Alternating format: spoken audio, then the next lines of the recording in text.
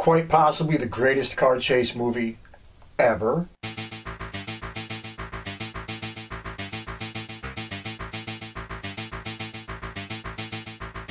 Okay, everybody, today we're going all the way back to 1974. Wait. Before I get into that, maybe I should introduce you to my guest. He's the one that busted up my lip the other day. Say hi, Marco. Haha, that's my boy. Anyway, we're going all the way back to 1974 to take a look at one of the greatest chase movies in the history of motion picture cinema. We're talking Dirty Mary, Crazy Larry. But before we go any further, before we look into this gem any more than we are now, once and again, and as always, to the trailer. Dirty Mary, Crazy Larry, you gotta keep on moving, no time to tarry. Peter Fonda and Susan George are Dirty Mary and Crazy Larry. There's nothing they won't try. Larry can drive most anything with a motor gun and shine. With the way he moves his old machine and drives old Mary wild. Larry's what you call your crazy man, and no chance he won't take. As for Dirty Mary, ain't no kind of loving she won't make.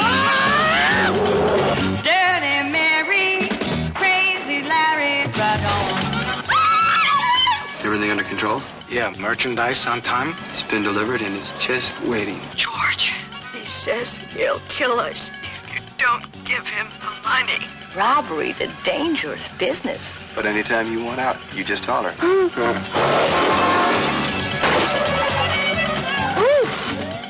Hold on, baby. Lord's gonna get you if you don't look out. At least they're gonna try. Hey, hold it! Coming at you down every road, coming at you in the sky. That gun is mine. I want him stopped. Stop how? Fresh right into him. You better run now, you better move. In fact, you better fly. Nobody gets away when Smith is smacking law and order die. Dirty Mary, Crazy Larry, right on. Gonna eat your lunch, you long-haired.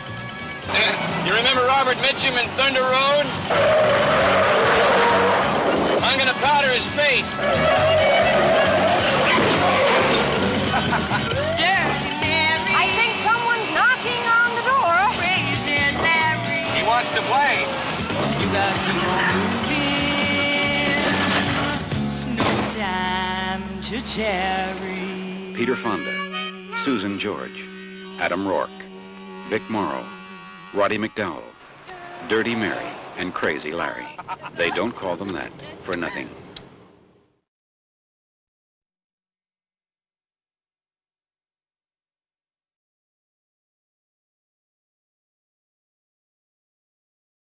Okay, this piece of awesomeness was directed by John Hough. Hough. I've heard it pronounced a whole bunch of different ways. It doesn't make a difference. Great director from England. Is what it was. Let's roll. We're talking about he's done stuff like Triumphs of a Man Called Horse, American Gothic, Twins of Evil, which I love, Sudden Terror, The Watcher in the Woods, Legend of Hell House, which is just amazing, Return from Witch Mountain, and a whole bunch of stuff also overseas and the television world. So, big career, long career, great director, and he showed it here. Let's keep going. Okay, playing Larry. He's been on my movie list a lot, man, because he's in a bunch of the movies I love. Never a huge fan of him, but keeps popping up in the movies I love. We're talking about Peter Fonda. Anyway, here we go. We're talking about he's been in stuff like Easy Rider and Future World and Race with the Devil and Yuli's Gold and Split Image and The Limey and Wild Hogs and Ghost Rider and 92 in the Shade and Escape from L.A. So, big career, long career, was around, passed away like a year or two ago, something like that, who knows. But I don't know what to say. Guy keeps popping up in all these movies I love. I put it, playing Mary. Susan George. Let's hit it. We're talking about She Has Been in stuff like Mandingo. Whoa. Enter the Ninja. Sudden Terror. Die Screaming Marianne. London Affair. The Looking Glass War. Kiss My Grits. And two favorites that'll pop up on my list. Of course, she was in the amazing Straw Dogs with Dustin Hoffman. What can you say than that? But she was also in a little forgotten gem called Venom. Anybody remember that? Am I the only one? I actually seen that shit in the theaters, believe it or not. Anyway, let's keep moving. Okay, playing Deke. Adam Roarke. Sadly not a bigger name than he should be, but let's hit it anyway. We are talking about he has been in stuff like Hell's Angels on Wheels, and Frogs, and The Losers, and The Savage Seven, and El Dorado, and Hell's Bells, and The Beach Girls, and The Stunt Man. Actually, he was also in the original pilot episode for Star Trek way back in like 66, 67. So, long career, was around for a long time. Didn't really flourish like he should have. A great actor, is what it was. Let's keep going. Playing George. Not the biggest role in this movie, but he's a legend. Roddy McDowall. We're talking about. He has been in stuff like The Poseidon Adventure, Fright Night, Circle of Iron, which I've already done, Overboard, Dead of Winter, Evil Under the Sun, Funny Lady, and Embryo, and That Darn Cat, and of course he will always be either Cornelius or Caesar from the Planet of the Apes lexicon. We are talking about whether it was Planet of the Apes or Battle for or Conquest of, whatever the fuck it was. He was in them all, and that's what we will always remember Roddy McDowall from. Playing Captain Franklin, the late, great Vic Morrow. Let's go. We're talking about he was in stuff like Blackboard Jungle, and The Bad News Bears, God's Little Acre, and Humanoids from the Deep, in Twilight Zone the movie, in Police Story on TV, and Charlie's Angels, and Mannix, and Combat, and all that great shit way back in the day. So, Vic Morrow died too soon. Tragic helicopter accident, which is ironic that he spent this whole goddamn movie in a helicopter, but he passed away, Twilight Zone the movie, when he was tragically killed. That accident is what it was, sad to say. I also got to mention playing Carl, Kenneth Tobey. We're talking about The Thing from Another World. We're talking about It Came From Beneath the Sea, and The Beast from 20,000 Fathoms, and Ben, and Billy Jack, and Walking Tall, and Airplane. So his career is just fucking ridiculous, to be brutally honest. I mean, he was in a bunch of shit, great shit, legendary shit. Is what it was. All right, let's keep going. Okay, everybody, I'm going to try to do this in 90 seconds or less once and again. And as always, keep it fast, keep it moving, keep it entertaining. That even makes sense. Keep it fast, keep it moving, keep it entertaining, so we can get to the summation where we all would rather be. But here is the story. You got Larry, you got Deke. They used to be racers on the race car circuit to a degree. Never big league, but around. And they really want to make it to the big league, but they got no money. They can't get the right kind of cars, all this other kind of shit. Larry's a maniac. Deke was a bit of an alcoholic. Doesn't make a difference. They figure that they're going to get rich by doing what? Knocking over a supermarket. Well, knocking it over in a very strange way. They decide to go in there, kidnap the guy who runs the supermarket. Well, not him, but his wife, pardon me. Kidnap the daughter, hold them for ransom, take the cash, and get out of town. That's basically the gist of the story. But they run into a girl named Mary. Well, she was having a one-night stand with Larry. And she just kind of cordially invites herself into this thing. She won't leave even if they want them to. She's there to stay, and she's the little gift that keeps on giving. Now, basically, that would be the gist of the story, but of course, you got one more element, and that is Vic Morrow, who is this police captain determined, beyond all things, to arrest Dirty Mary, Crazy Larry, and Deke the mechanic. And from there, car chases ensue. All right, everybody, let's knock through the bullshit. This is simply put one of the greatest, if not the great, well, definitely one of the greatest car chase flicks in the history of cinema. Let's get the basics out of the way. First off, acting, got a great cast, enough said. The writing, it's nothing genius, folks. Some of the lines are a little corny, a lot of them ad-libbed, we'll get to that, but it is what it is. It's a car chase flick, you know, roll with it. The directing, good, solid, dead solid, straight on, especially the action scenes were just filmed beautifully.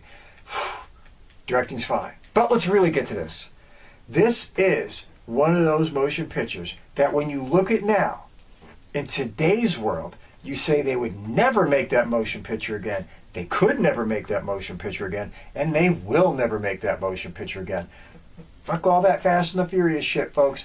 This is when they made car chases in real movies. There's not a single frame of this motion picture that is sped up. There is nothing that isn't in camera. A lot of this motion picture, they had the driving being done by the real stars of the motion picture. Sure, there was scenes that they couldn't pull off and they were just too goddamn crazy.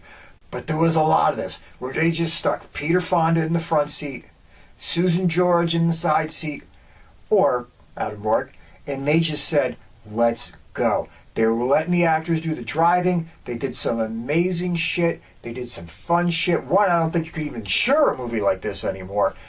Two, I don't think an actor would have the balls to do this kind of shit anymore. It was a renegade time in a renegade business when you didn't give a shit, and neither did directors and the cast. Are the characters that you really want to know and really care about? You know you're supposed to be rooting for Dirty Mary, Crazy Larry, and Deke, but let's face it, they're all either assholes or semi-lowlifes. I mean, let's not fuck around with this anymore. It is what it is. These are not the greatest class of people that you'd ever want to meet. Deke has a kind of a cool side to him. Is what it is. Mary, she's Mary. And Larry's just an overwhelmingly giant asshole. So, are they the kind of people that you sit there and Thelma and Louise it and you're fucking rooting for them and all that kind of stuff? Well, you do, because they're the ones that you're kind of supposed to do that with. But they're not likable characters. They're not good people caught up in a bad situation. They're kind of on the shady side of life, living it fast to the edge, living it on the line. And you know what that kind of stuff does, people? Comes back to catch up to people. And beyond all the amazing car work in this motion picture, please pay attention to the amazing helicopter work in this motion picture. There is a scene in here where there's a helicopter chasing a car. Sounds straightforward enough. But the way that they're doing it is just amazing. I remember they had a great one in The Gauntlet, chasing Clint Eastwood around on a motorcycle. This one you'd even have to say rivals it, because literally, you can see Vic Morrow in that helicopter. This is no bullshit. This is no green screen. This is no digital fucking background.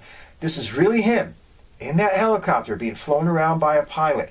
And you can see, I'm not saying he was in that scene, but you can see where they were having scenes where they were chasing that Dodge Charger around, where literally those rotor blades are not far from hitting the pavement. They're coming around, that chopper's just chasing them around the streets at fucking ground level.